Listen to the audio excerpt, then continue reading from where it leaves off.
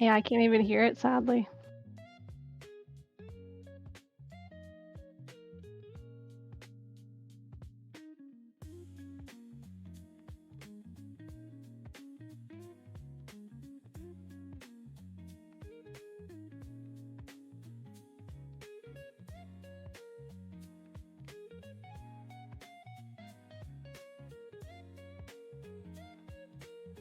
Good.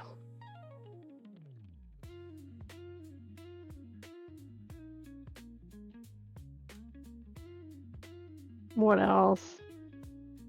What do you mean? You haven't done your intro yet. I'm feeling very unmoored.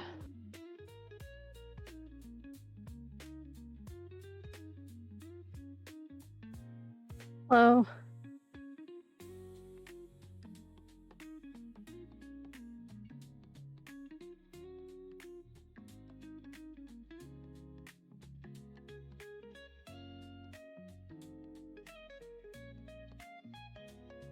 Pretty decent turnout, it seemed.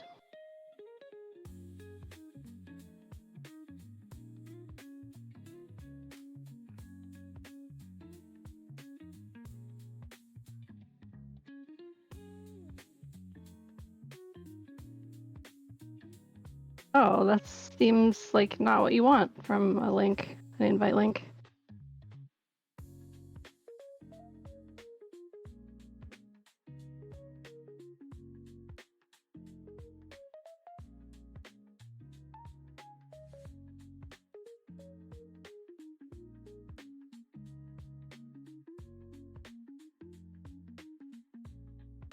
Mm-hmm. Mm-hmm.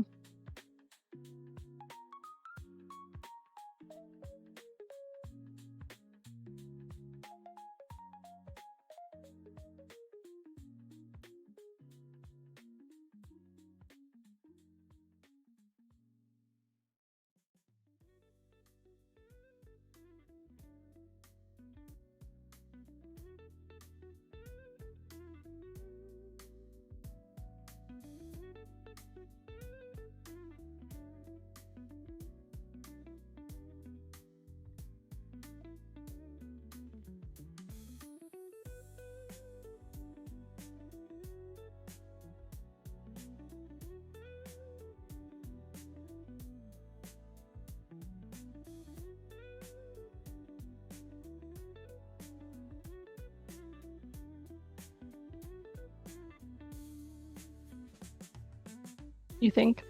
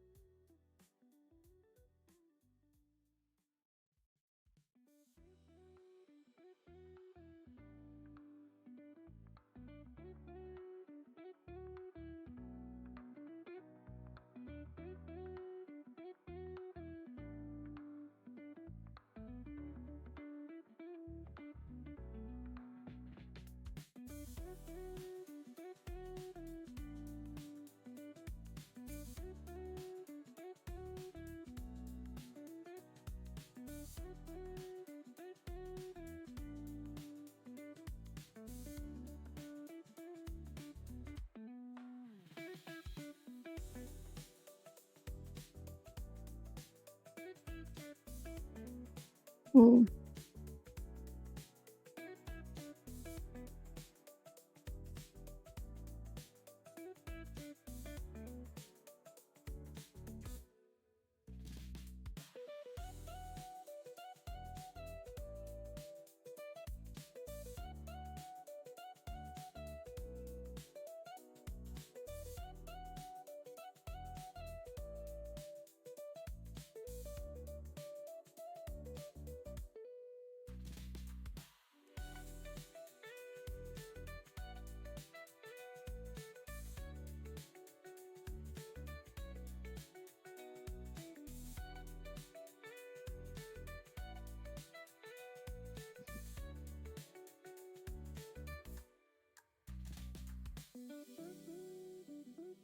and we're not going to be.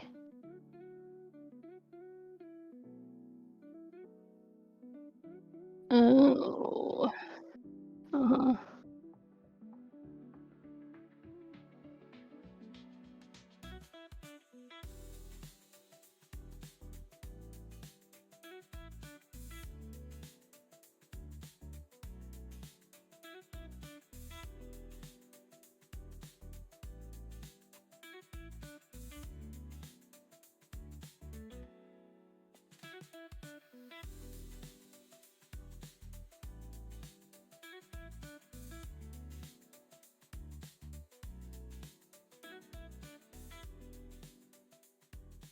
Mhm.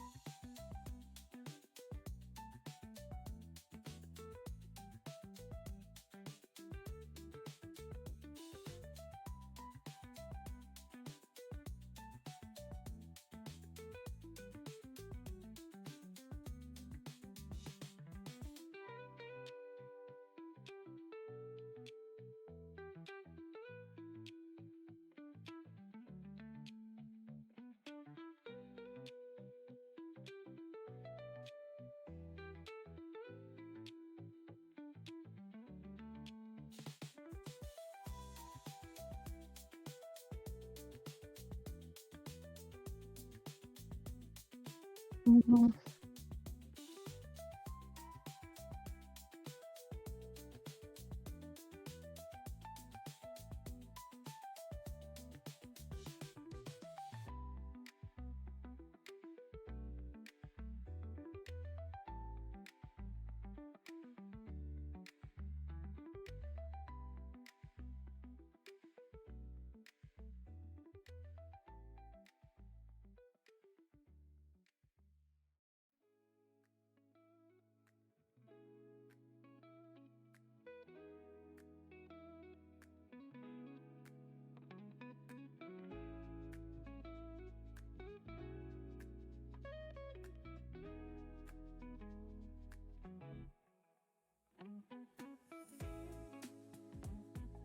Mhm.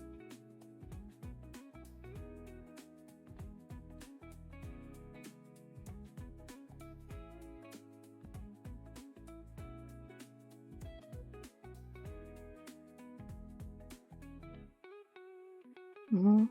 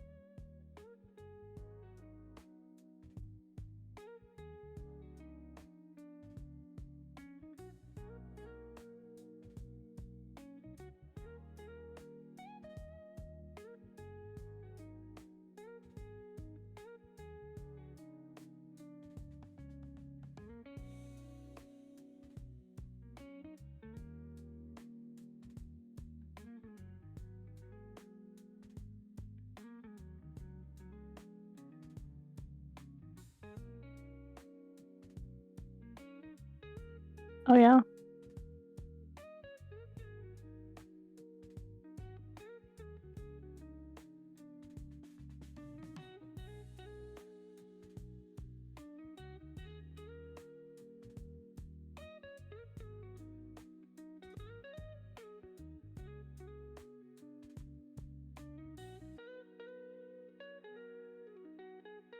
Cool.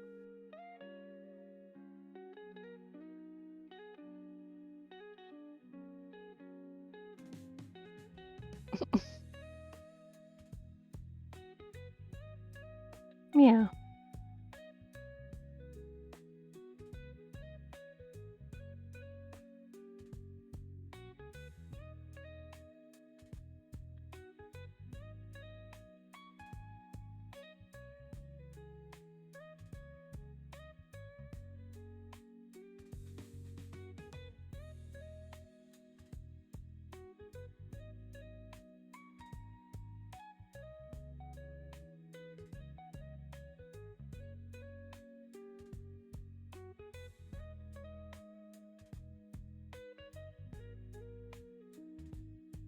Jake says he thinks you're muted, but I can hear you, so I don't know.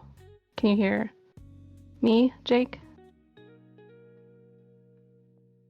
Well, maybe you have an audio issue or something.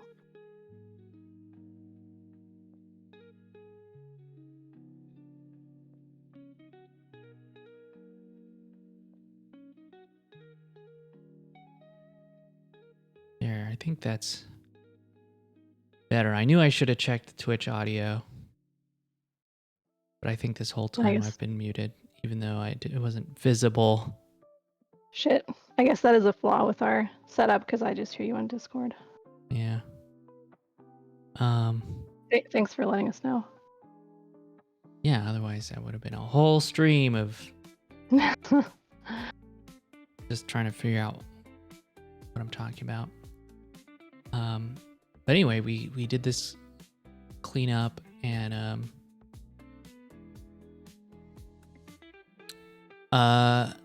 run the Wanix kernel in WebAssembly.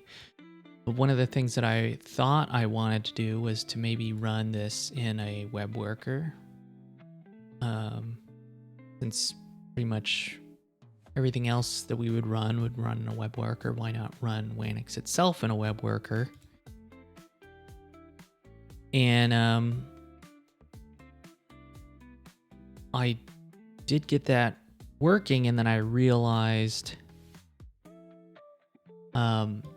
you won't have access to the DOM, so the DOM file system and all of that stuff will become pretty difficult. And I think also because that means that instead of it running in a web worker, it's running on, the main page context, which is generally where you might do, whatever UI stuff, front end stuff. So ideally you wouldn't be running something else in there so that you can keep front end stuff responsive. But I think the way it's going to work is that most things that would have a UI or a front end in Wanix would run in an iframe, which would be its own context. So the top level page context pretty much doesn't do anything but run WebAssembly and then have iframes. So I think that's fine running the Wanix kernel out here. But mostly because it would mean we wouldn't have access to the DOM. Yeah, it seems kind of important. I mean, there's probably a way to forward DOM manipulation stuff, but more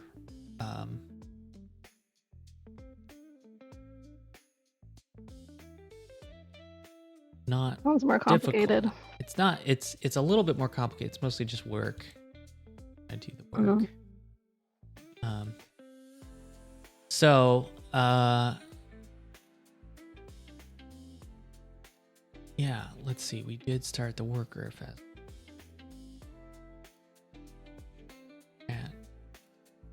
how to start any of it. I think we created a serve command.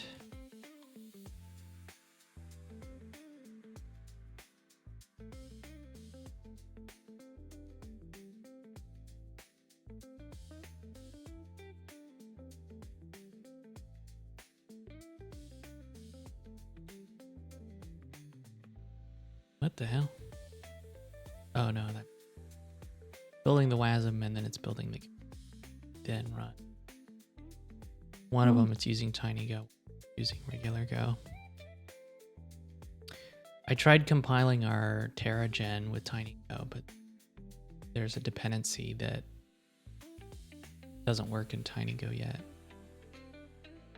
Which is it? One that I would recognize? It's part of the Yes. HTTP. I mean, it's apparently net HTTP is just not supported in TinyGo yet, which is really crazy. Oh yeah. I think parts of it work, but not all of it. And so some dependency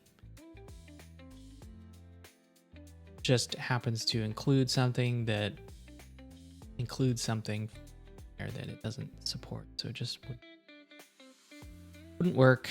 It's possible we could like patch those dependencies or something, but all that work would just be to get like a smaller binary size. I think it was like 20 megabyte binary. Before, yeah, because you don't know what it would be. Yeah. With TinyGo. It'd probably be a lot smaller.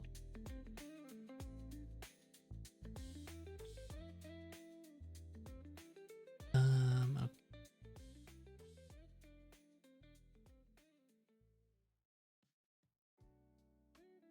Wanix.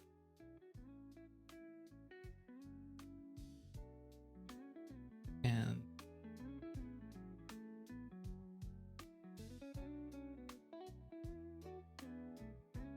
worker.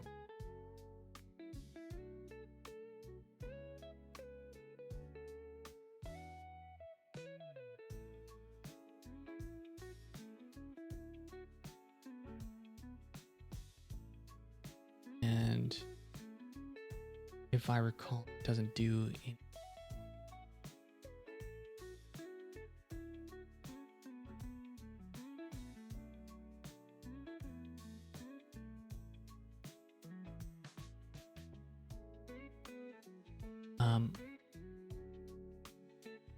Create a new, it allocates a worker.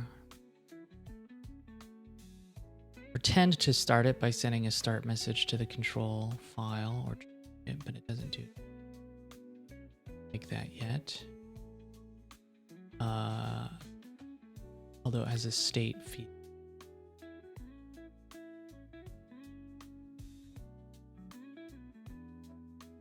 Yeah. So web worker. Basically threads with like a way to run some asynchronously web.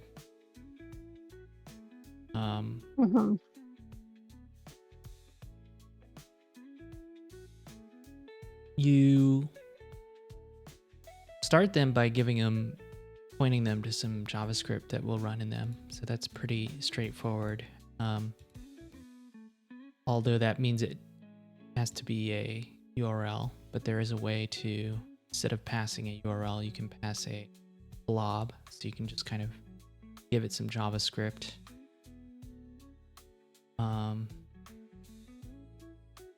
To run. It doesn't have to come from URL.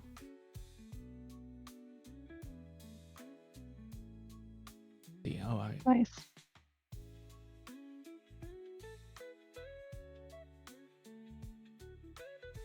Somewhere I had.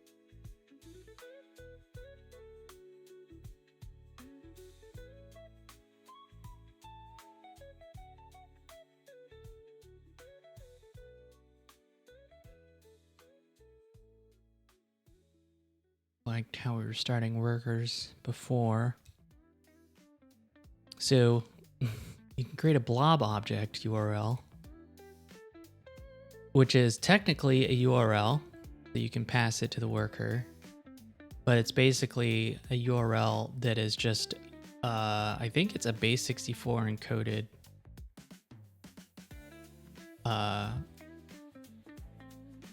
encoding of the data that it kind of expects on the where URL. Creates a string containing a URL representing the object. So if you had a blob or some bytes data, create a object URL and use that as a URL anywhere that needs a URL, but it won't actually, the data doesn't come from over the network. It's actually all in the URL. So that's kind of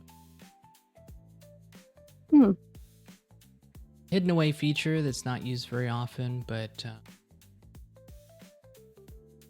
kind of quite a bit for starting web workers with code that is not usually code that's generated here. We kind of put together 2 files, loaded that in a web worker. The idea here was that there's this source file that you can write to it.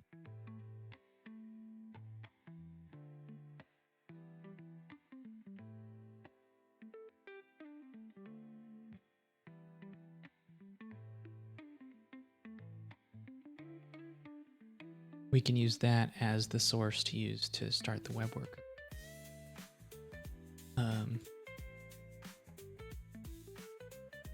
So actually it's going to be pretty easy to just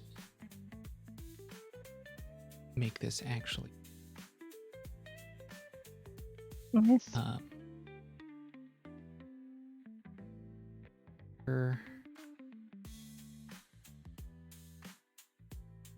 Yes.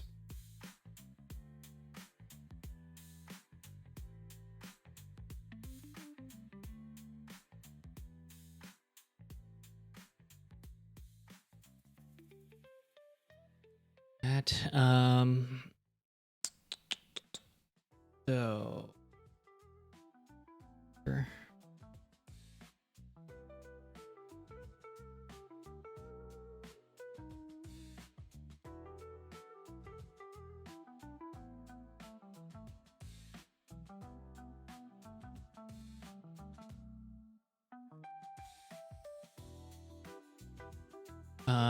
how did it know? Basically that be doing. I don't know if we can. This is string. I think we need to, that's what we need to put into a object URL. The only thing is it doesn't take a string. I have to create a blob. And blob can blob parts. Weird. Okay. Create blob. Yes, new blob. That doesn't. Does it? No. AI is hallucinating.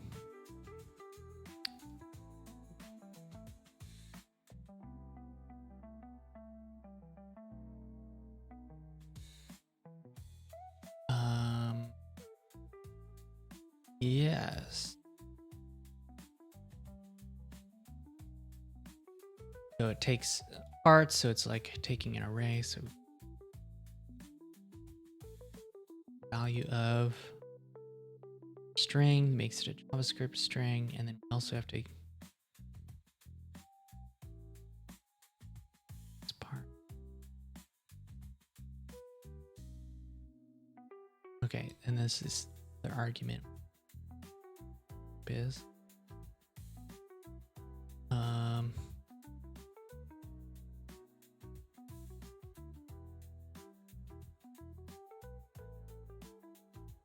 This as well, so we'd say blob.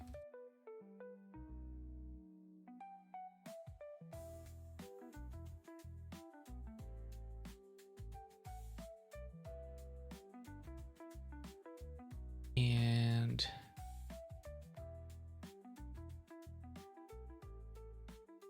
that's, I'm pretty sure you just start just instantiating a worker starts it. Sounds easy. And then you can, that would be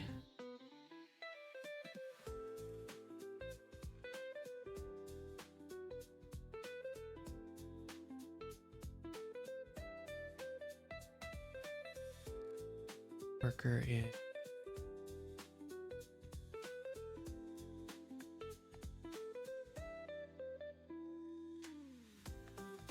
I'll terminate. Yep.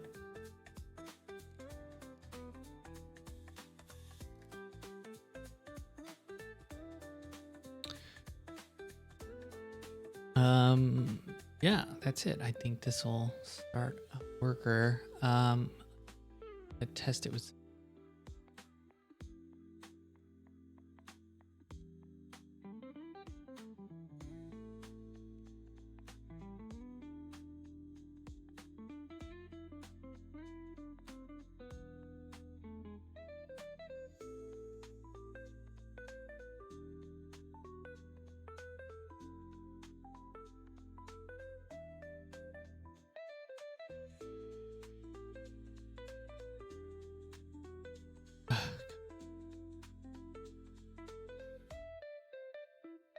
okay, so they set up something that handles messages.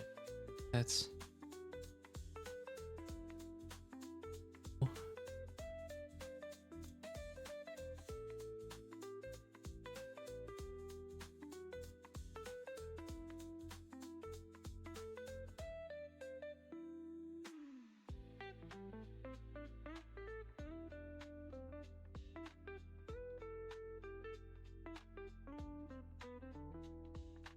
I don't know. We could just have it log a message.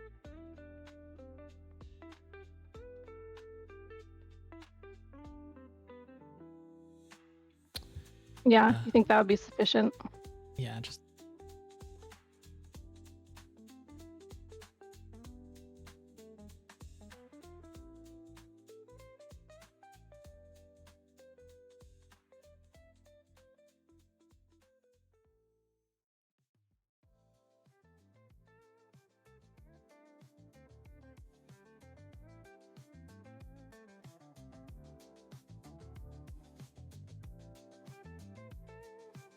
that interval.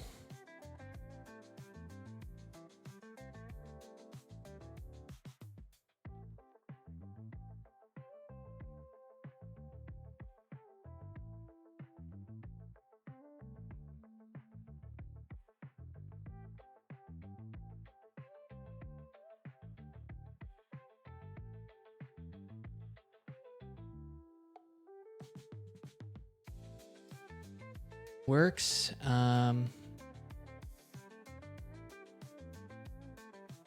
Calls.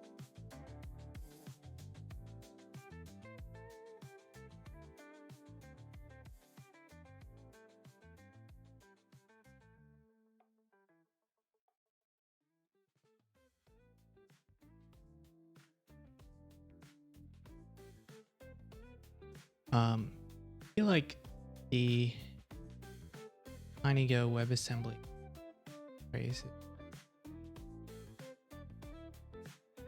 a little Not helpful. harder. Yeah.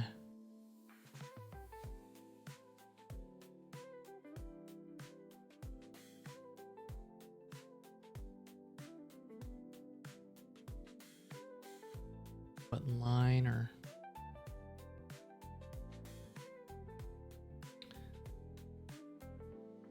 looks like it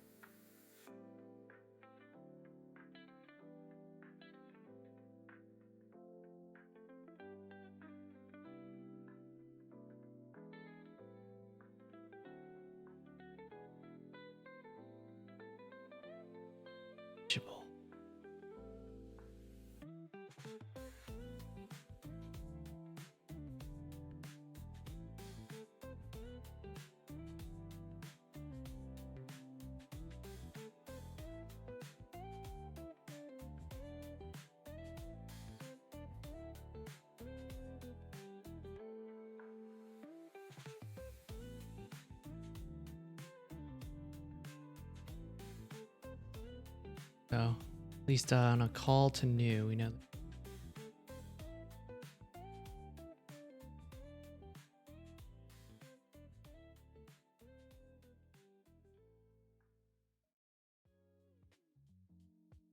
Um,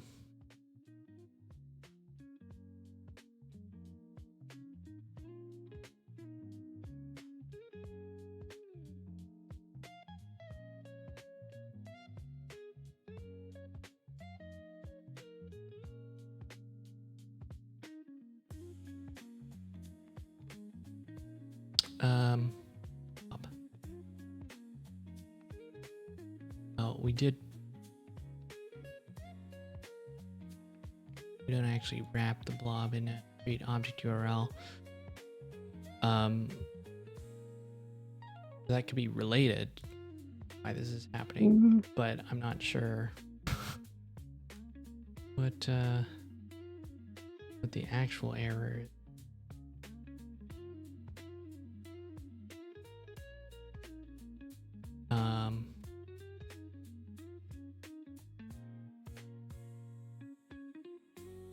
But we could.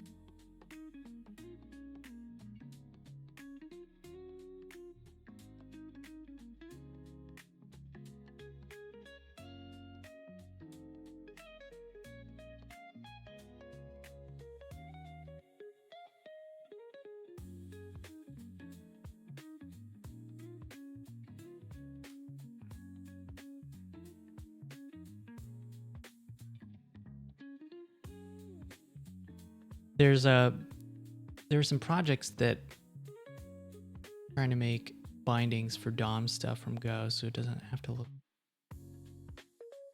Yeah, I was gonna say it's getting a little bit. Yeah. Basically, what Darwin Kit does is right. Makes sense.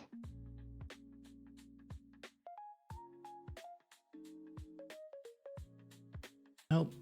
Still a problem. Damn.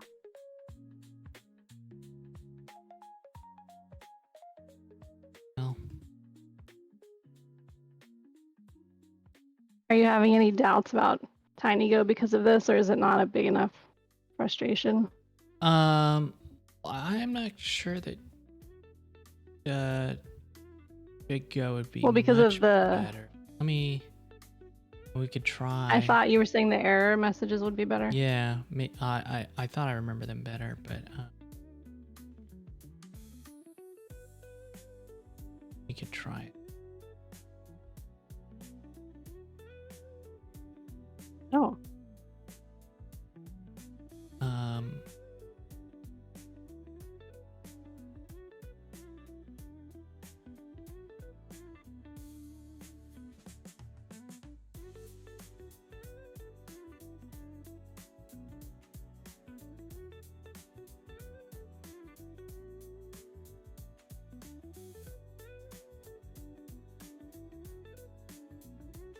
There it is.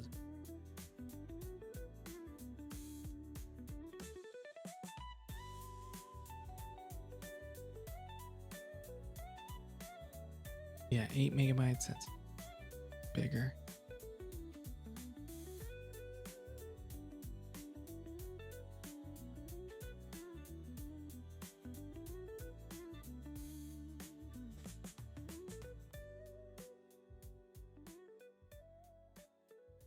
We have to rebuild the CPU because we're embedding, build the WASM, and then we embed it in the CLI so that when we call Wanix serve, it's serving them from data in the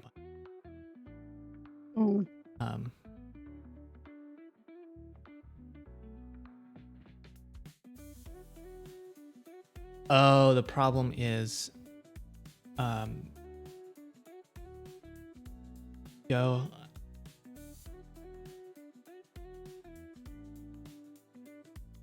Go WASM by itself doesn't quite work, so there's this JavaScript file that kind of helps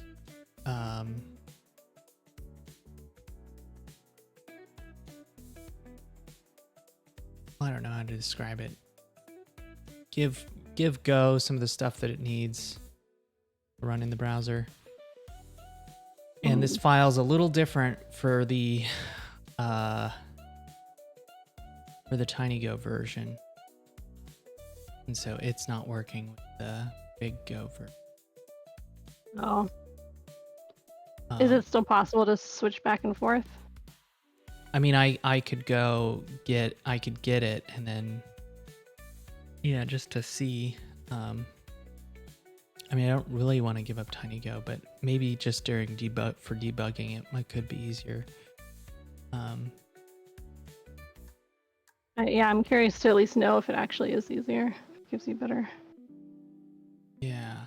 message. Regular Go. This file comes from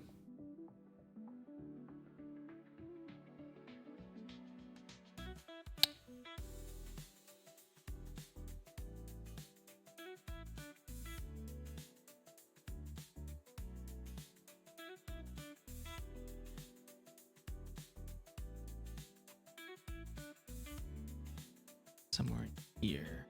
The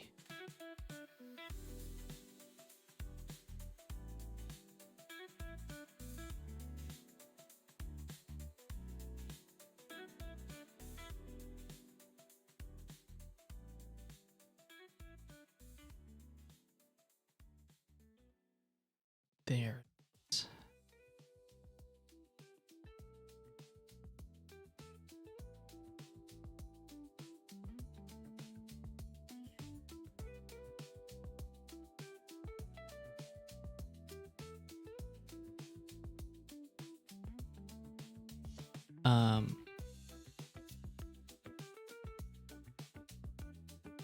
It actually looks pretty similar. Maybe they merged up.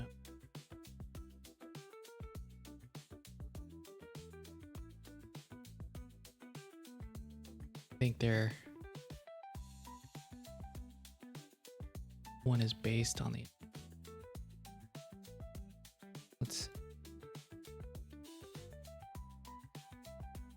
trying it.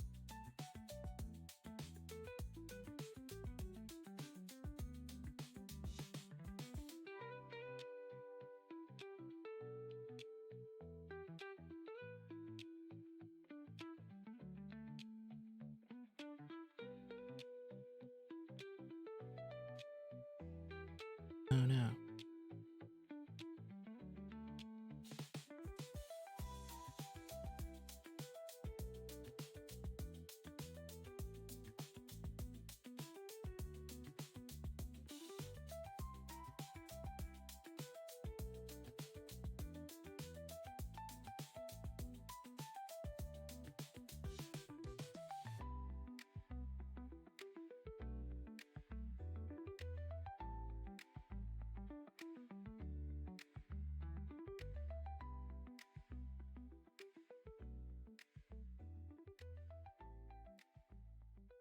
Huh.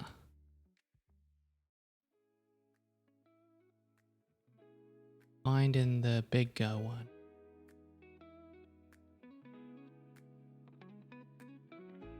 Was this a different error? Crap.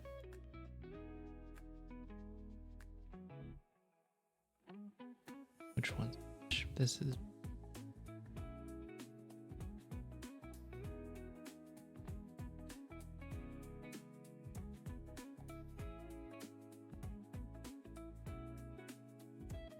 I guess in either case, it could be the WebAssembly.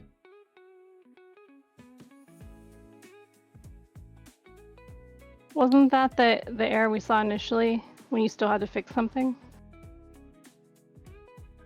Yeah, I thought that it was wanting something from Big Go. Like,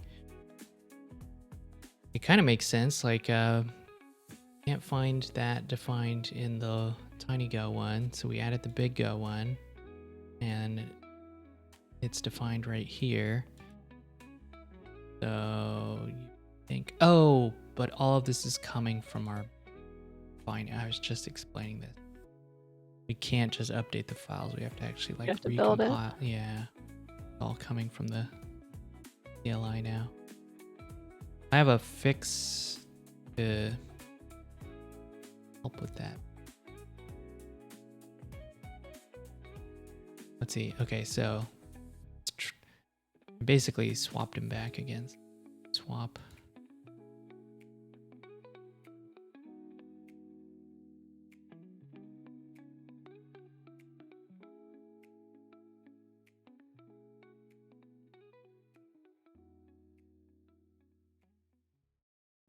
Okay, that's better. No error. Nice.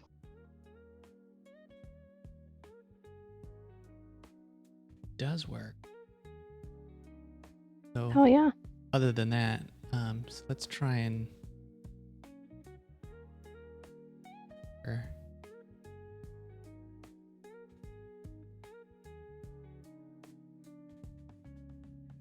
See.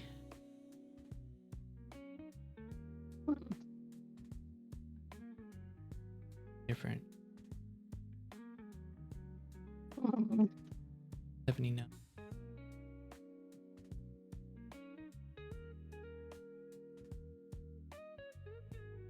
Basically, yeah. Well, create blob doesn't.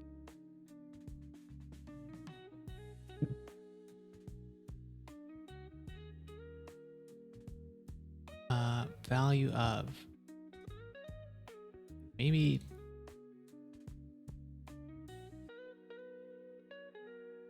This is empty. Or null.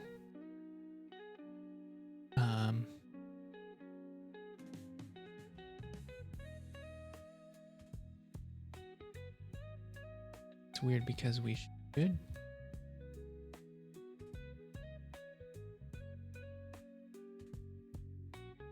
Write that. E.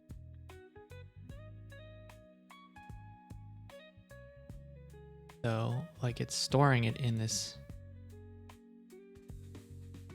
The problem is.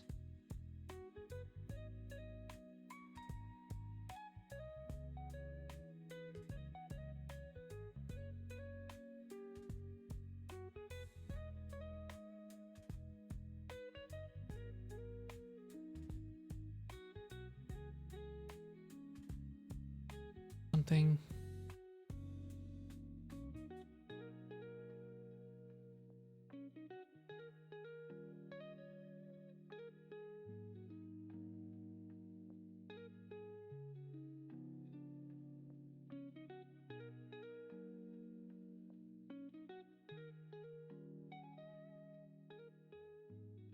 Would it be this? That would be kind of.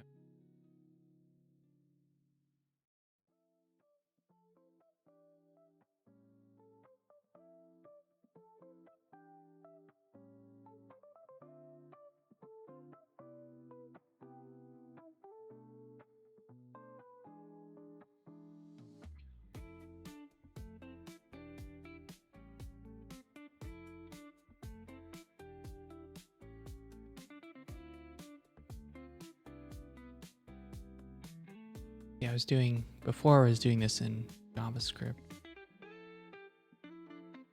I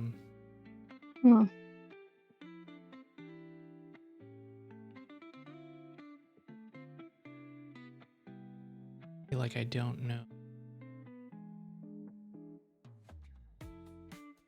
Piling. I was gonna say I don't know what type new actually want.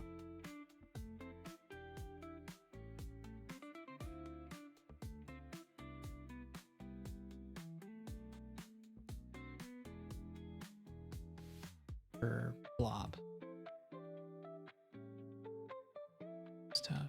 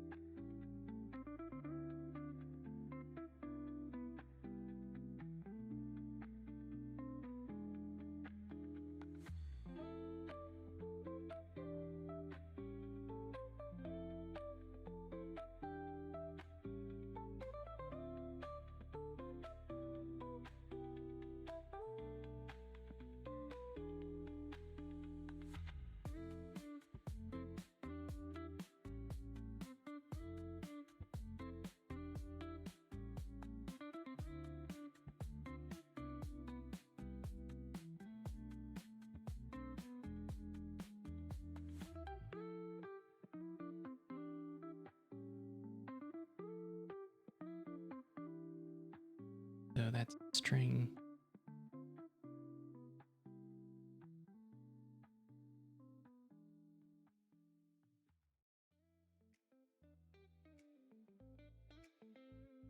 We'll get some kind of result.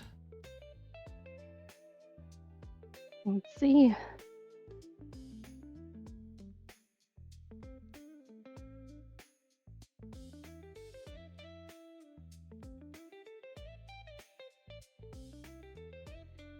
So, is it some kind of formatting issue?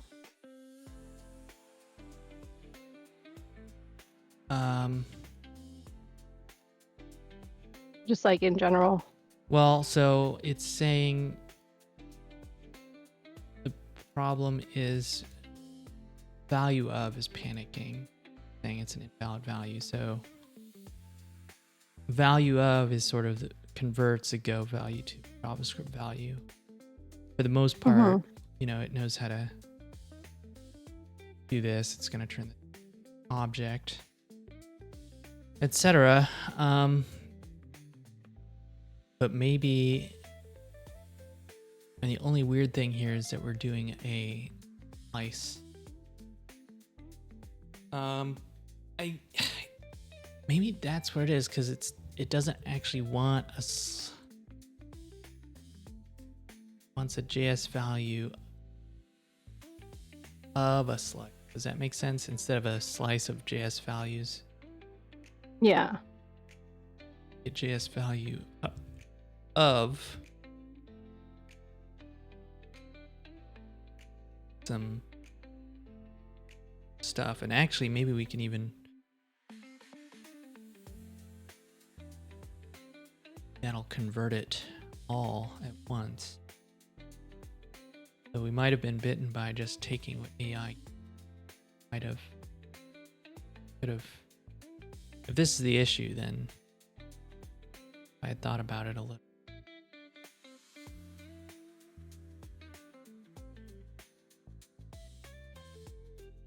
Well, if it's right 9 times out of 10, it's hardly worth scrutinizing every single case. I guess. This does better.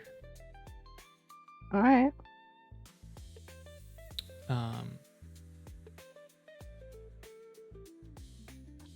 But we took out that.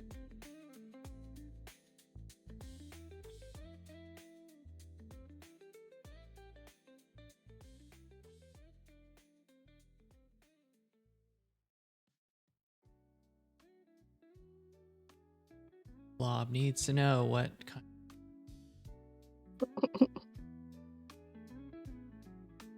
The blob craves knowledge About itself.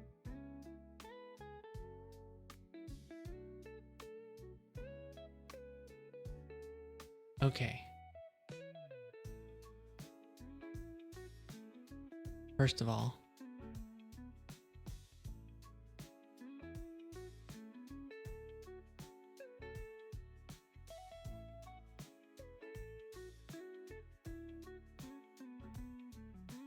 so yeah, that's our second. It's saying hello. In theory, we can. All right.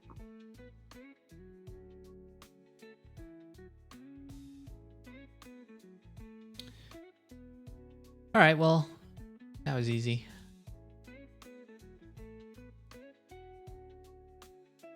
AI create. I mean, we could switch back to Tiny. I don't know. I like making sure things work in Tiny since that's the target. And then only Yeah, if you might need as well, to. and then yeah, switch to big when you need help.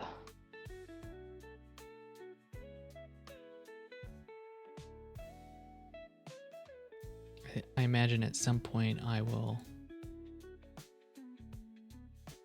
some way to just do the switch. Yeah. Well, you're welcome. I feel like I helped you solve that one. You did. Man, I don't feel good today. I think I ate too much garbage yesterday. Oh. We can do a shorter stream if you want.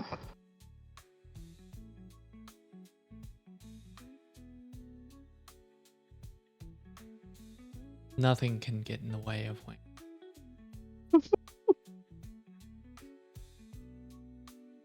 Okay, so this is with TinyGo and it. Excellent. Okay. So yeah, this is a mechanism to work with web workers from Wanix, which maybe seems silly.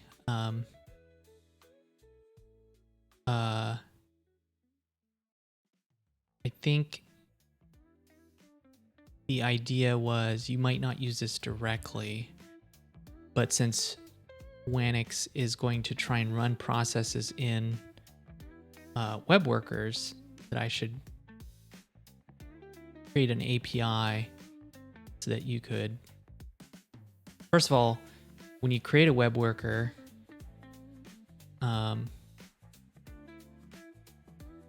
the only way to stop it or send messages is if you keep a reference to it. So whatever's creating these workers needs to manage references to it. So that's kind of what this is about. We're going to create web workers in Wanix. We need a way to sort of manage the references, and that's kind of what this. Then we might as well be able to start and terminate, and created this way to specify the code that runs in it. I imagine at some point errors could be reported to a file. It's all just kind of experimenting with this file system based design of non-file system APIs. Don't always know how much is necessary or how much is just doing an experiment.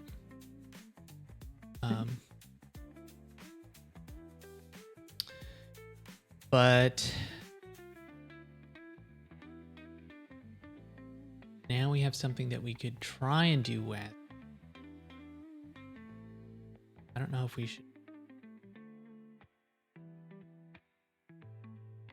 While we take a break first.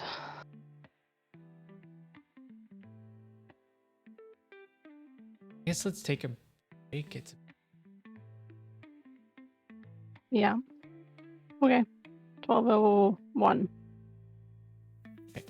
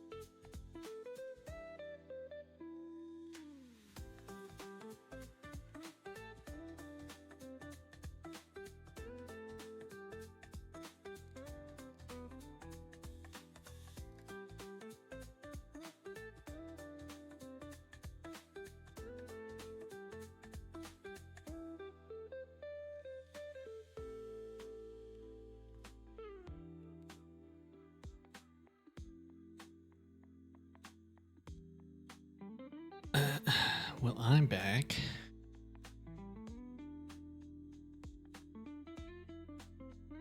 Yeah, I'm here too.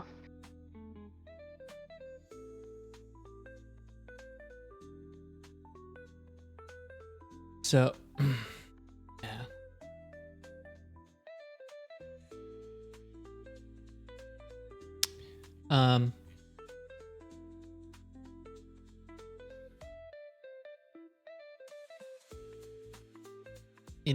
So we can run WASM stuff. Browsers can run WASM. But WASI defines some stuff that you gotta expose to the WebAssembly module.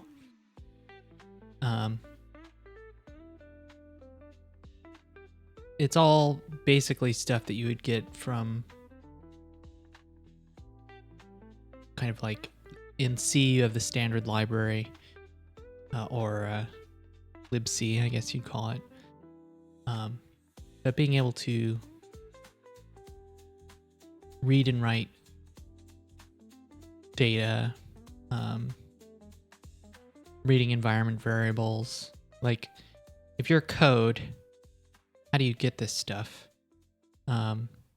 It's not like intrinsic to just being code. It's the way basically Unix defined, what processes get. Oh, they get environment variables, they get standard in, they can write to standard out. So WASI is basically a definition of all these very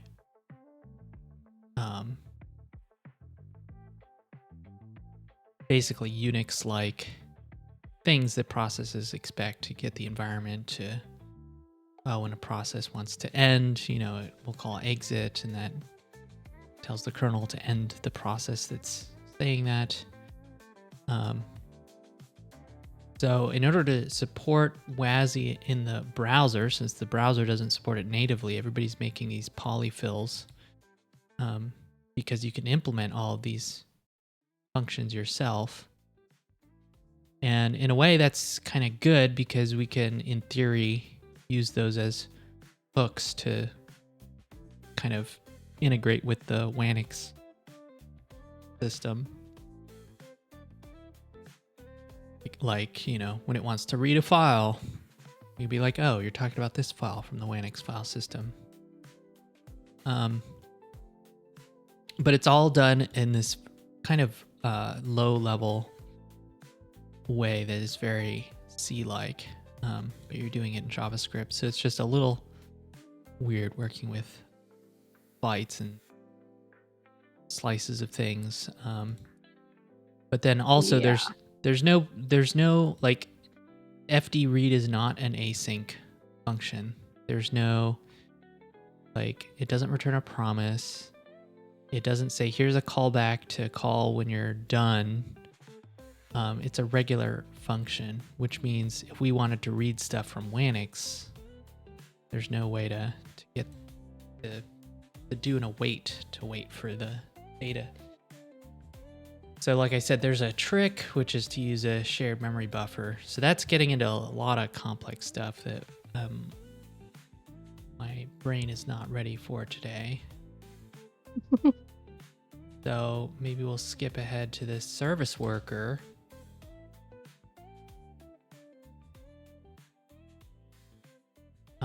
Cool.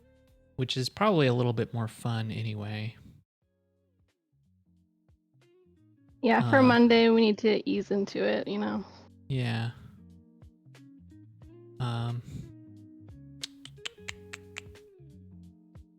So service workers are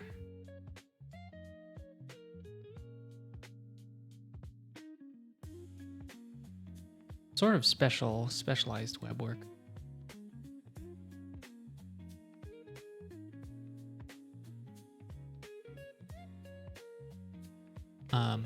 They're a little bit more complicated. Sort of installed and set up and set them. You have to go into the dev tools and all this stuff, but I've mostly written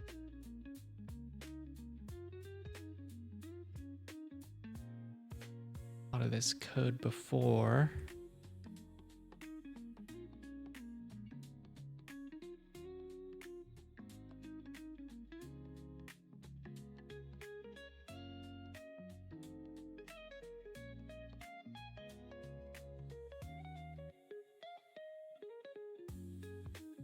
What project are you looking for?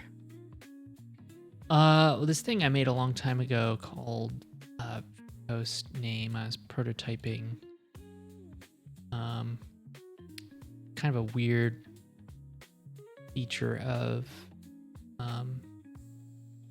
service workers because I needed a way. Service workers work on your domain.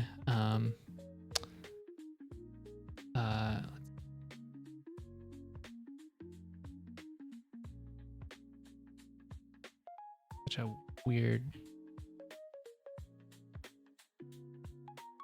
setup.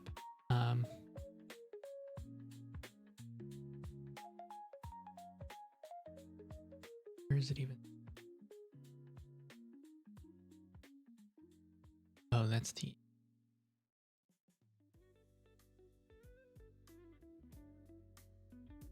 So you would check to see if there is a registered service worker.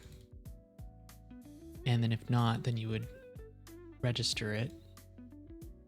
Say navigator service worker register, and you give it a JavaScript file, just like a web worker, creating a new web worker. Only we can't, I don't believe we can give it a blob URL. So this has to be a file that's loaded. And then it has some install steps, but eventually it's ready. And you can interact with it like a web worker, sending messages to it. But then at this point, any web request, it's weird, it's sort of limited to the path that the service worker script is. So if you had like a subpath of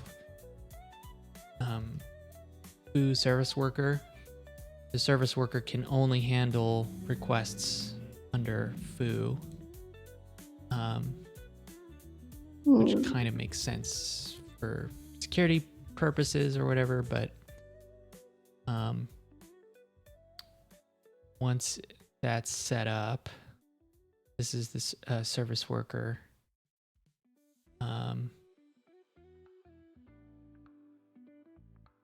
You can handle messages to do your own thing. There's this. So is the primary benefit that it takes files? Well, it's gonna let us handle. So here's kind of what a service worker does. Anytime anything is pulled over the network, it's gonna go to the service worker first. It gets a fetch event, and then in this setup, I look to see, oh, is it favicon? Is it root? Is it service worker? Are these files that I just want to just like treat them like normal, serve them over, get them over an HTTP server, whatever. Otherwise, for anything else, you can have it basically come up with a response. It's almost like a little HTTP server. And the idea is you could pull stuff out of cache and serve them. If you're an offline app or whatever. So, but here we can basically use it as a way to be like a little, basically a web server for this domain. And normally you would have it, look up, I don't know, some storage mechanism, and then be like, oh, you wanted this file because it's this path. I stored that in, you could use local storage. I stored this in local storage at this path, look it up, and then return that as the response.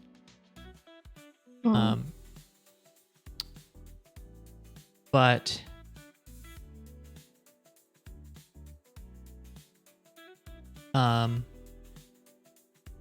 because a service worker has certain limitations on what can happen inside a service worker, like more limitations than a web worker. And I don't remember what they were. I'm sure ChatGPT could tell you.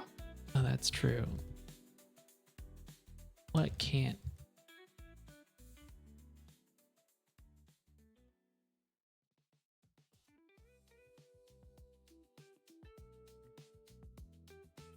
So like a web worker can't access the DOM.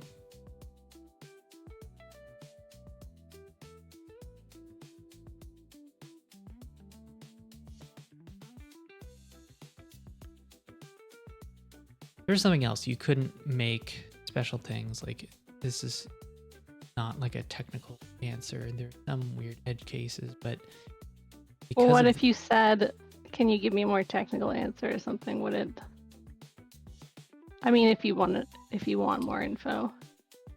What APIs don't work?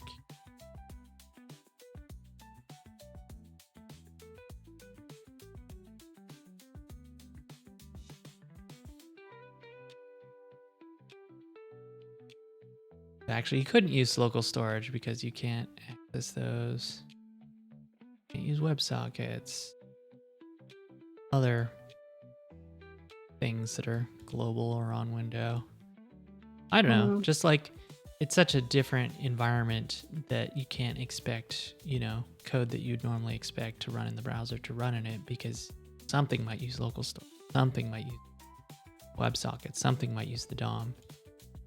So the idea was, instead of implementing a service worker that will kind of render the requests in the service worker, it's just like a little proxy where when it gets a request,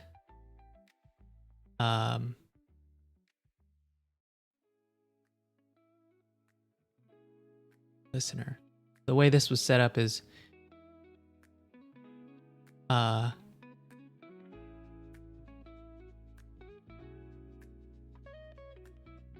this inner proxy. So we have these message channels, which are basically pipes. You create them and then you get port 1 on one end and port 2 that's on the same object. And on port 2, you can send a message and that'll trigger on message on port 1 and vice versa. It's basically a two-way pipe. And the cool thing is that you can pass these ports to anything that you can do a post message on. So to another iframe, to a web worker, or even a service worker. And it will actually copy. Normally, when you're sending messages across these contexts, it will serialize it, you can imagine JSON, but probably not.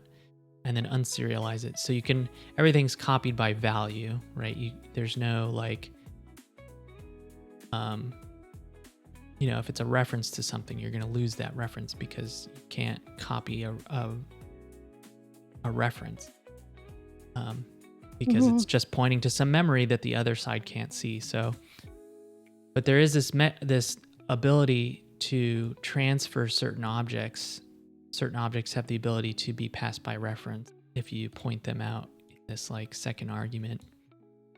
And so what that does is it's basically taking port 2 out of this context for this page and now can be used in the other. I forget all the things that you can do that with, but the one thing you can do it is with these message channel ports, which makes it really easy to sort of hand around these little channel communication mechanisms to different things. And they can kind of talk to each other directly. Like I could create an iframe within an iframe within an iframe and pass down one half of, one port to the most inner iframe, and then go and create, I don't know, web workers, an iframe, a web worker within an iframe, and just pass down the other port. And then as long as you have both ends of the message channel, you can communicate to the other end. You don't have to like bubble messages up through all the layers that you did, so that it's kind of this magic wormhole. Magic wormhole. So the way I've been using service workers is when I create them, I pass in a message channel port.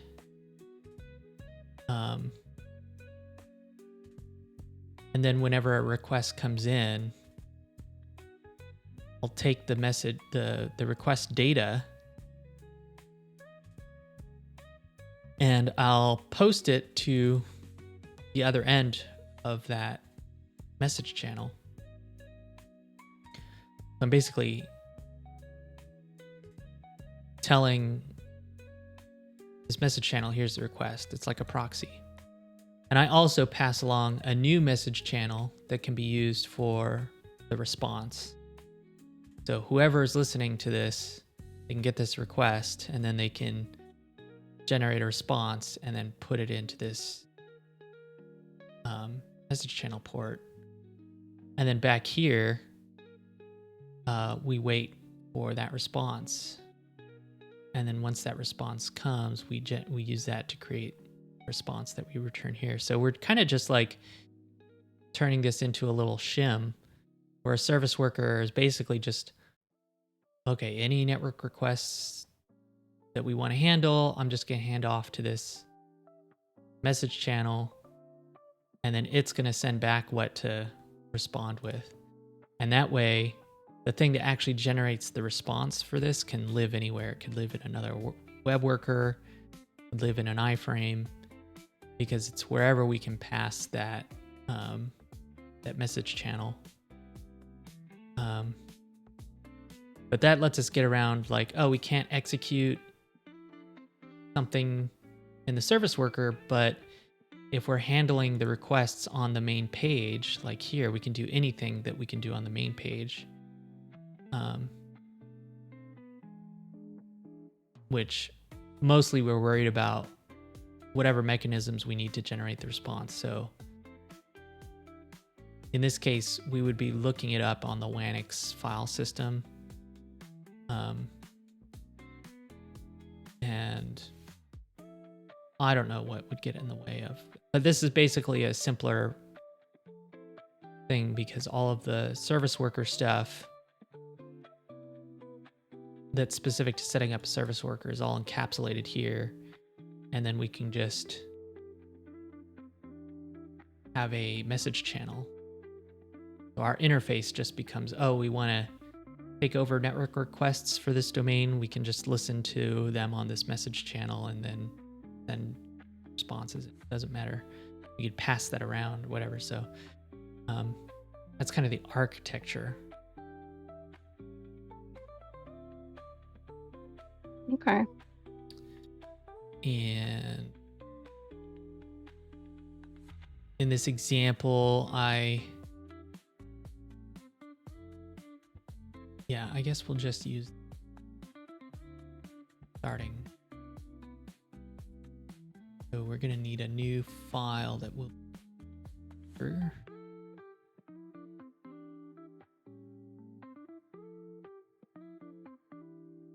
Again, the way this works is we would start the service worker up and then immediately pass it a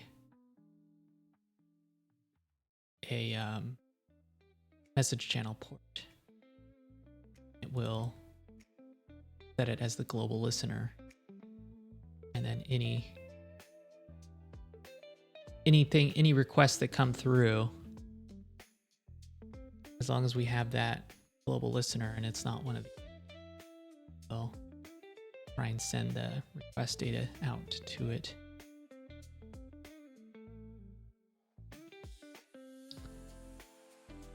And to register it, we have to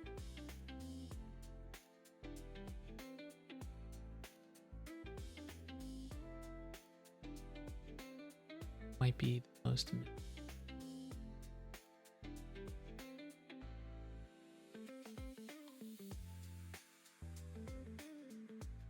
I was experimenting with so normally if you make a web server and you run it on like localhost 8080, you know, it's set up to serve some path to file. Maybe that's file in my local directory and it's just serving those files. But if you're doing something dynamic, you might look at the domain so that you could do something like, oh, serve, you know, if you've ever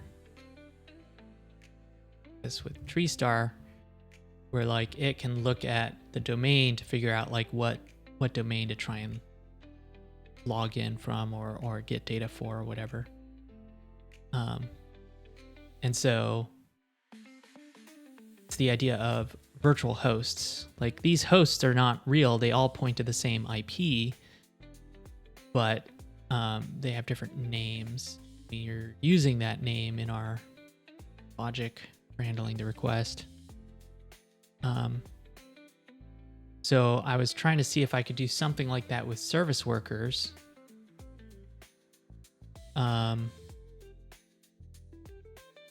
Because eventually in Wanix, you might want to run a web server, but the only way you'd be able to access it is through something like a service worker. And so if everything goes through the same service worker, you're basically all working with the same path. Like all your web servers that you might run in this environment will have to share a common namespace, which is kind of annoying. So the idea is kind of like when you run a separate web server, it runs on its own port, you know, if you're running it locally, it's going to be localhost and then it has its own port. The idea was to try and emulate that so that I even registered this domain, vhost.name, which lets you put, you know, arbitrary subdomains on it. And then the idea was that we could set up a service worker for this subdomain.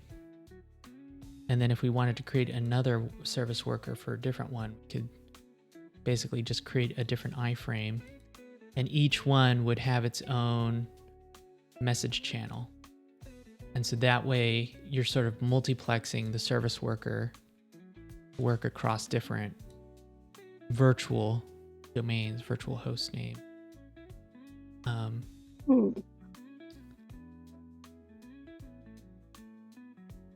Yeah, we won't get to that for maybe a little bit, but the idea was, for example, if we went to what are they called? Bind bolt.new, stack blitz.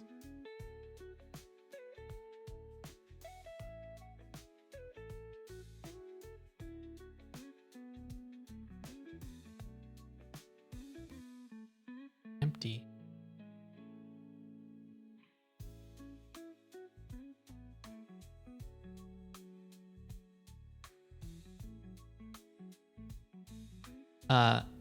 So they're in the same boat as we are. They're running all of this in the browser. I think they are running some stuff in the cloud, but when you make a little web app here, it lets you preview it, and they have some kind of advanced. But ultimately, this is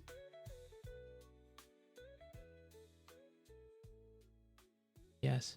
But just think about the implications. Like this, in theory, everything they're doing is in the browser. Like obviously, we got the static files, and if you use AI, that's not happening in the browser. But the whole stack blitz kind of thing is we can run Node.js in the browser so that you can kind of run Beat and like local development, but it's in the browser. But you want to be able to preview it and access what that web server is serving. So somehow they have a nice HTTPS secure URL that you can go to that is effectively, getting to this localhost server that's running in this browser. How are they doing that? I don't entirely know. Oh, really? But I suspect it's, roughly what I'm talking about, which is using service workers on kind of special domains. Mm-hmm.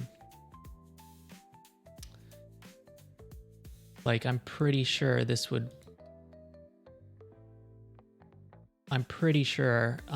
we could do the same thing. I mean, basically what I'm talking about is the same thing. They've registered, they have webcontainer.io. They put a subdomain, local credential list. Maybe that's kind of what they use for all of the localhost stuff. And then they come up with like a unique identifier that somehow maps to this thing running locally, and maybe they install a service worker. So now when you go to this URL that looks like a public URL, but this is basically an iframe, right? Mm-hmm. They're able to serve the requests for this domain somehow by this. So my idea is that they're using a service worker to do that. And because you can just create a message channel, and you can create one for lots of different subdomains. Like if I run another app here on or like, if they had the ability to do another thing here and I could run another web server, right? How would I access that one? Anyway, I haven't like pushed this to its limits, but in terms of web technology, if they're not actually using servers, and even if they were, because all of this is running locally, they have to be doing something like that. So anyway, that's kind of magic you can do with service work.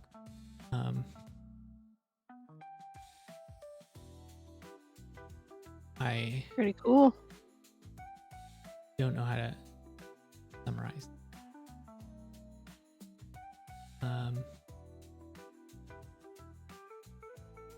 Have our service worker, we register it. That looks like this.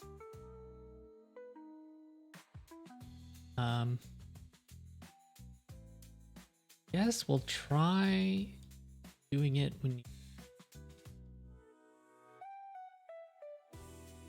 set up Wanix. Instructor can't be async.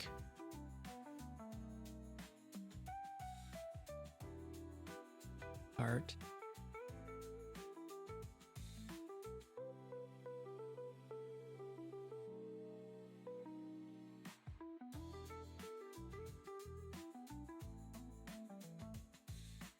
String. And presumably a date now just so we could see when the service worker was registered. Mm-hmm. Ready, and then posts this, which passed in.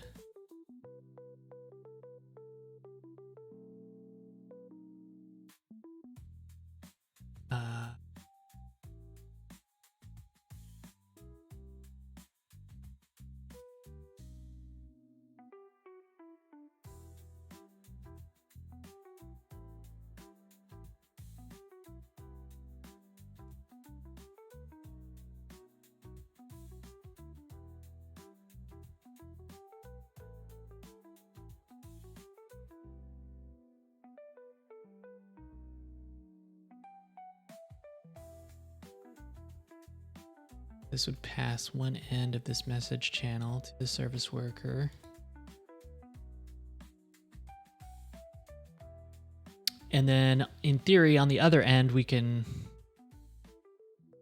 whenever a request comes in,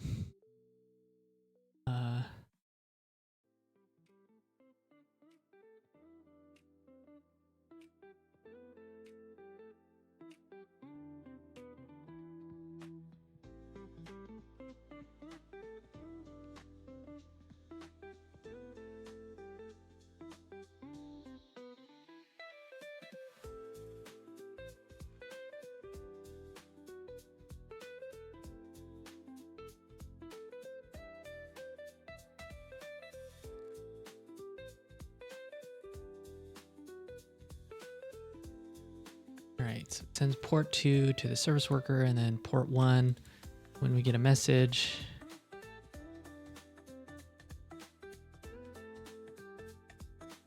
We'll log it. Looks like I made a test thing so that if we ask for an error, kind of test to see, oh, let's try returning 404 to see that that works. Otherwise, we will say hello. Try custom header.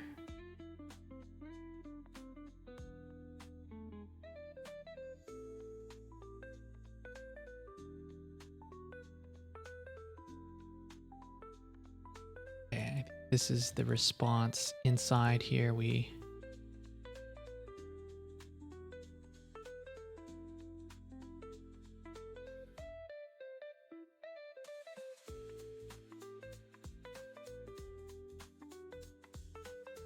that.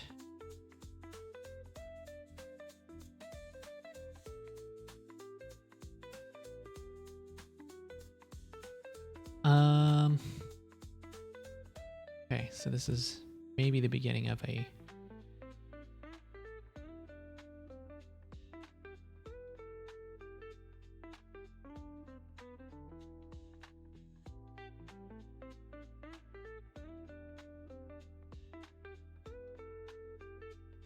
start. Okay. Overload resolution. What does that mean?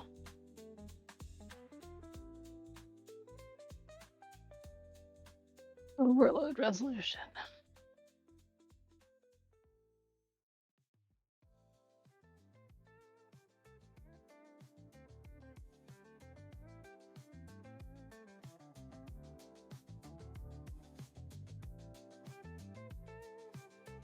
We Another formatting thing. Possibly.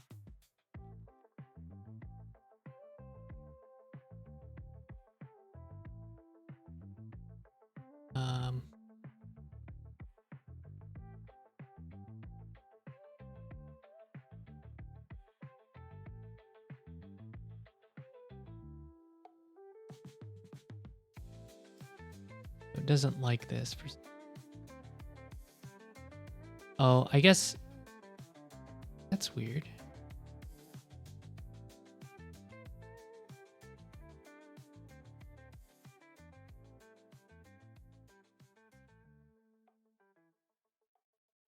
Message transfer, message option. Okay. It's, I guess, slightly different. I don't know why. This is like a cross domain.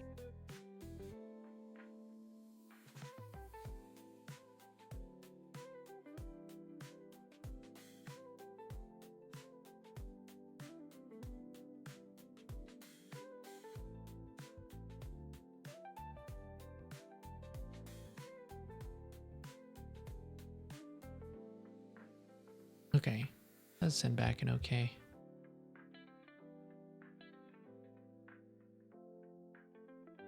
Oh, pass. Okay, so we get the message, we pass in the listener channel, we set it as a global, and then we return okay, true. So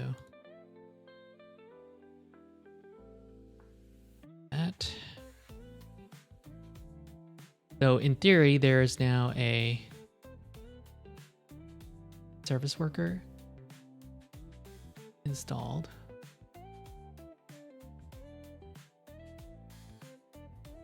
Oh.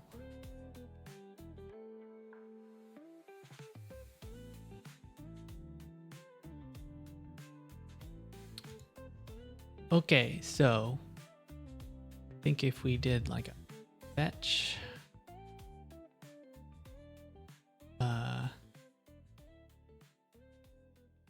ooh.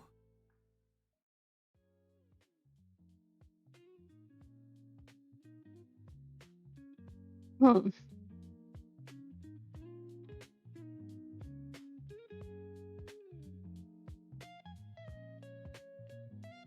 The thing about service workers is sometimes they don't work until you like load the page. Okay. And now it's working too good because all the files that we normally want to load, the service worker is trying to serve, and it's like, no, we don't have that.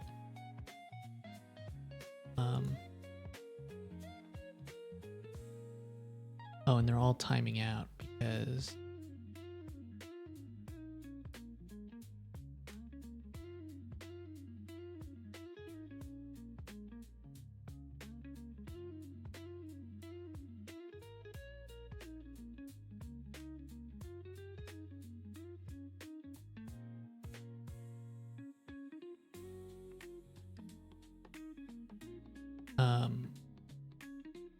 fortunately updating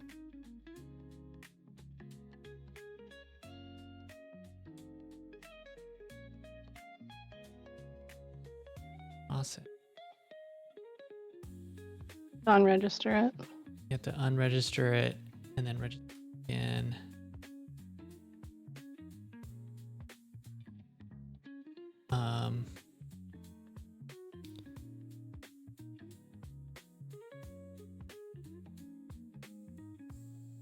What is it?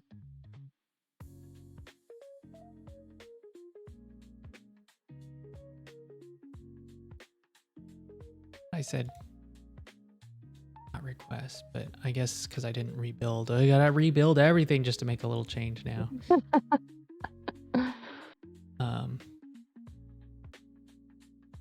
Did come up with a way to.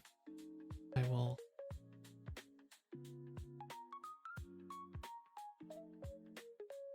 Do that.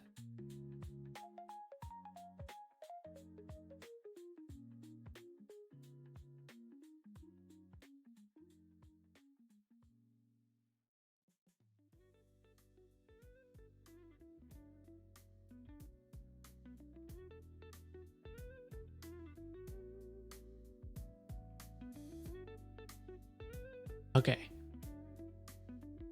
So, yeah, once it's registered, any requests that we make now, pretty much relative to this domain, is going to be attempted to be handled by the service worker, which is just passing it back out to us, in which case we're pretty much always... Okay, but that's weird because it does try and do a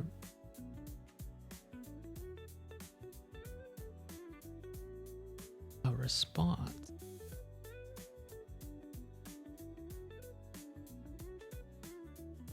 Do we get this at...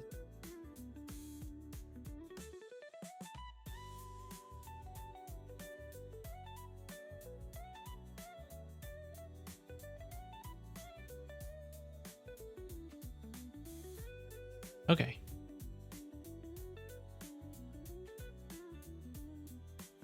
Hello from... So we've taken over all the network requests, which is going to be bad the next time we load the page, because everything we normally need to load the page, it will not serve. So this is kind of a funny trickiness of working with service workers. Yeah, so wait, don't you also need to... Yeah, like, so... when would you... I mean, what I've done in the past is every file that I need it to normally load, I would just include here. Be like, oh, is it a file that I actually need to serve? And then the every service single... worker. Yeah, so I need to think of a better way to deal with that. I guess the starts with is not terrible. Yeah. If you could just have a very specific URL pattern. Yeah.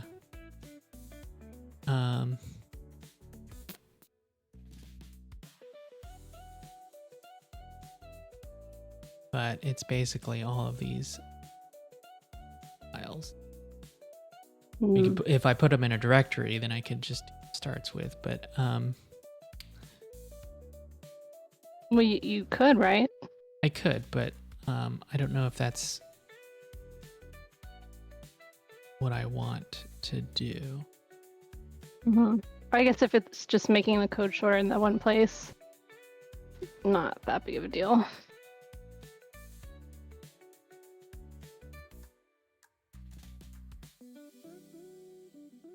I mean, one option is to install a service worker to a subdirectory.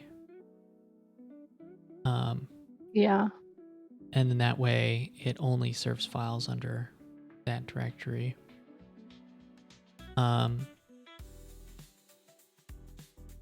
Eventually I want it to, because it's kind of a generic service worker for anything in Wanix. I'd like it to be able to run on the root and somehow handle files that are real files. I guess one way to do that is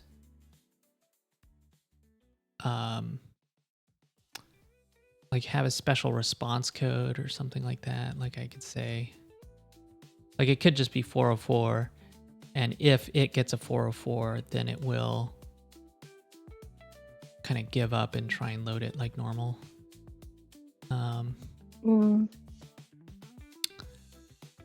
That editable maybe.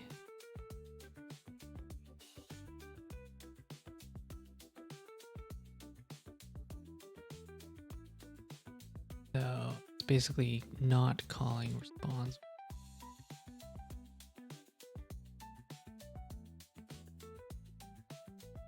So we would need to do this.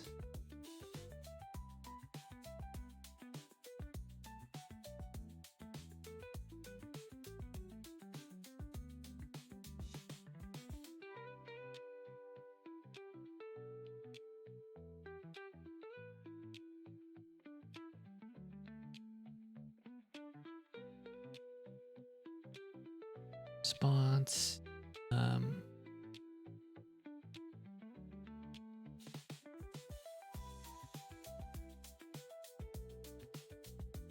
Post the message for response.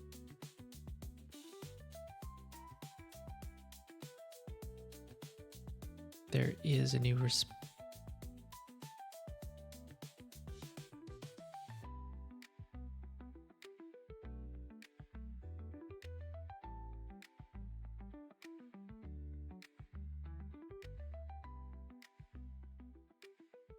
Status. We look at for a 404.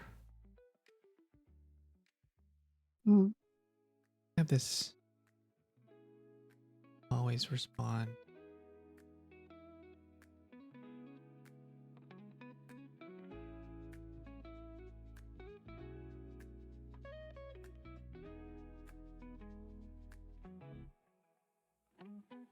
Let's create a test.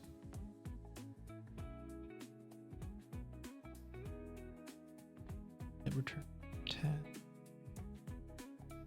Or that if we request for something /test this, otherwise everything will be 404. And we log that we got the request. So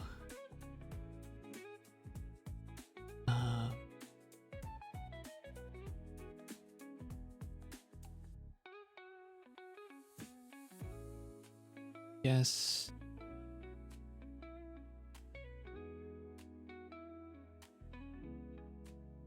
Or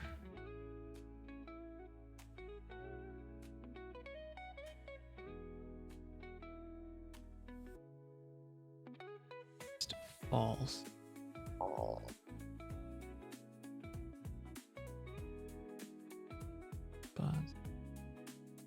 Okay. Then we need to await response.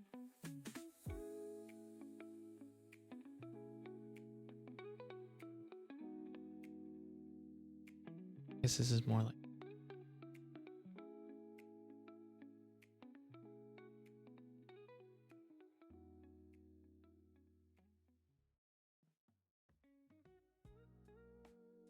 if response is exactly false,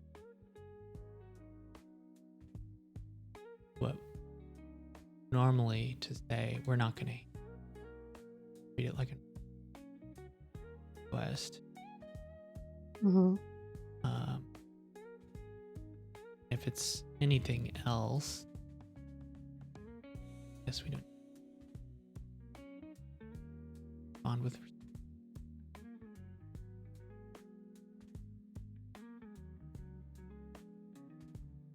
Yeah, and then we don't even need to do so much of all of this, I think, but I'll leave these in here.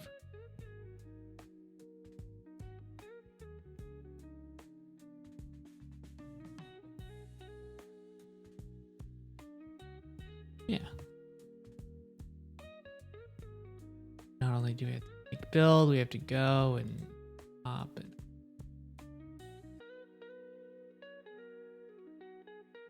load, and then we again.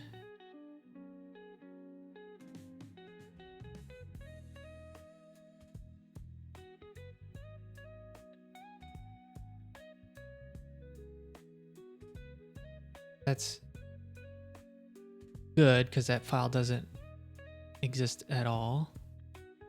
But we're still getting a log for it. What's a file that exists? I guess service worker. That seemed to return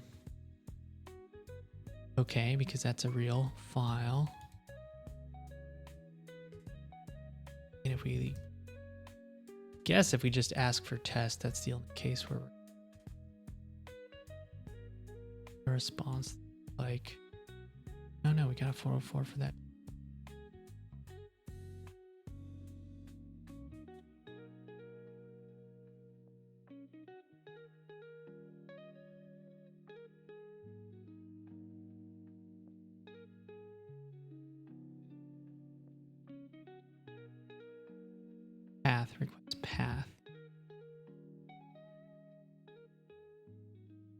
think it's to be.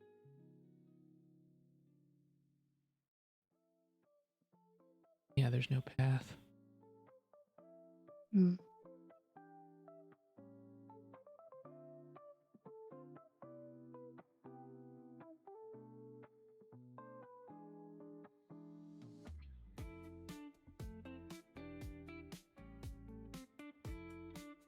Okay, rebuild, stop, unregister, reload, all start, and oh, we didn't even get the log. Not even going through it yet. That's where it's unclear. Like, it registered the service worker, but it's not actually used. Do you have any idea why? Nope. I don't know. It's like part of the install process for service worker is complicated. Maybe there's a race condition or something. I thought I had figured all that out.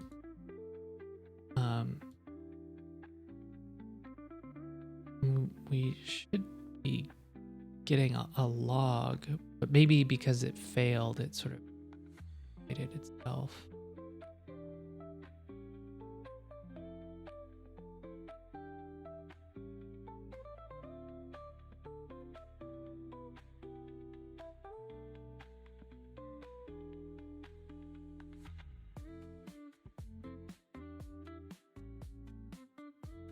I think it already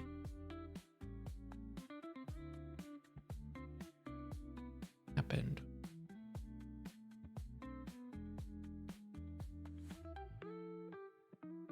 Event dots.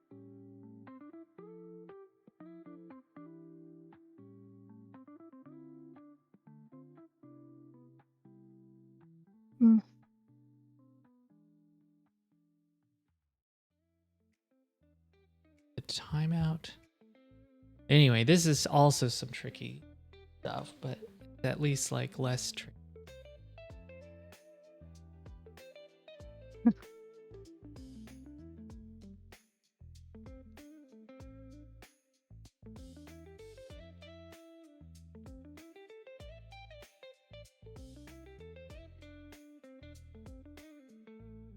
This error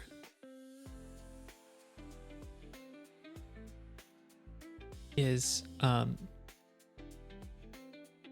saying we can't call this because the handler is already finished. I mean, that could be. It's getting caught there. The response false thing. I mean, it should end there. It shouldn't. Hard to tell what's happening. Although it seems related to timeouts, though. When we post the request out, we wait for a response. Basically, it's looking at when we get a message on the message channel that we sent for the response, or after 1,000 seconds.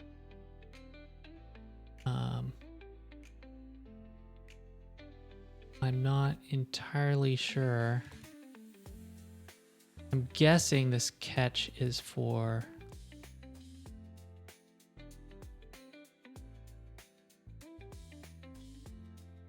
so when there's a timeout, that gets caught.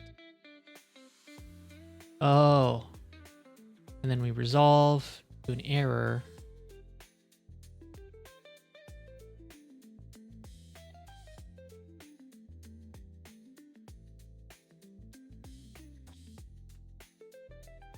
I don't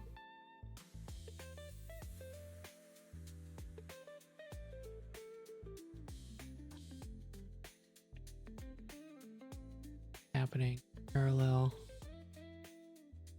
It's waiting for something to come back from any of these resolves.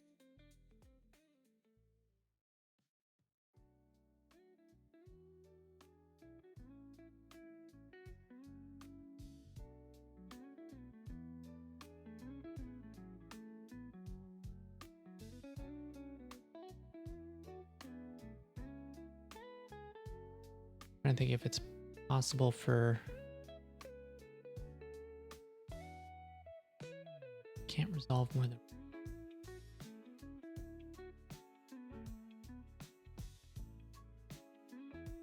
Would adding any kind of like print debugging things help? Can you do that? Well, let's also return false here. So if this error case is there was a timeout, we log what the error was and then timeout. And if we resolve false, then that makes sure that this just returns. It doesn't try to respond with it.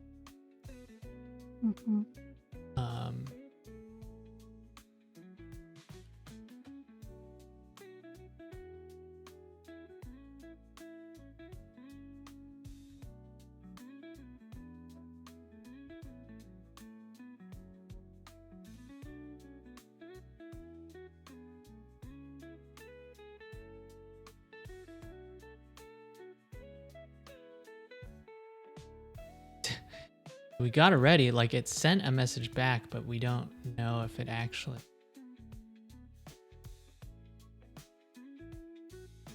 I guess this is a special case because we did hard code that to be something.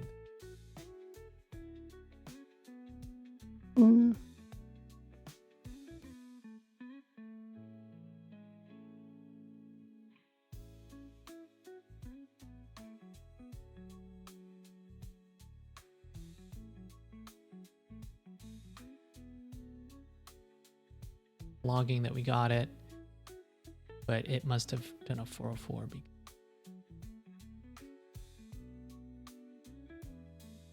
serves the phone.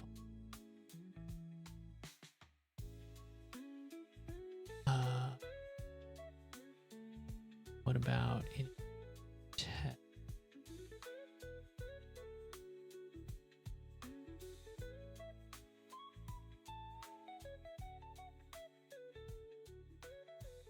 Same thing.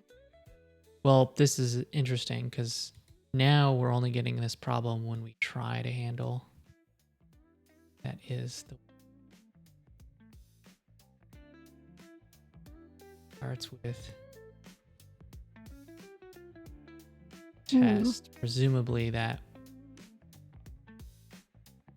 /.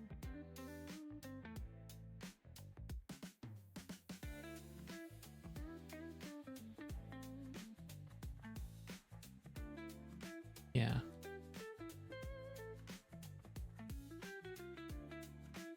Starts with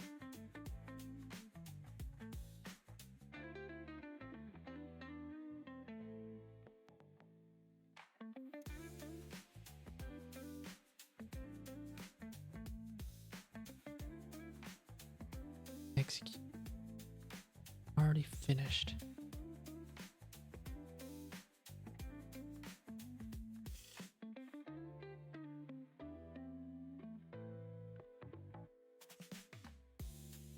Is it worth trying to bring AI in for this? AI.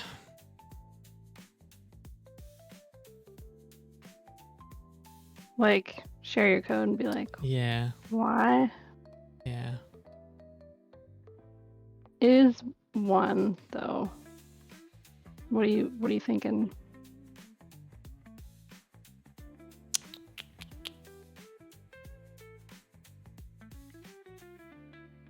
Yeah, who knows how long it takes, so work on it off stream. But I mean, it might not be a bad idea to take a little break from it, you know. Yeah, I mean, I've definitely done this a few times, but it's been tricky every single time. And then once it's working, so but yeah, it's a bummer because this isn't even the fun part. The fun part, like, oh, we can create files in the file system, and now they serve over HTTP.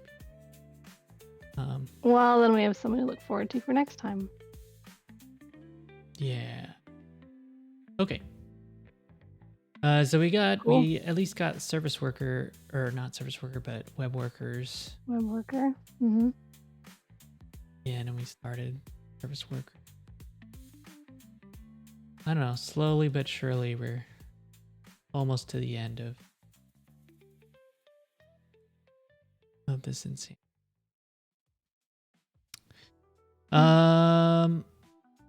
Okay, I guess that's it.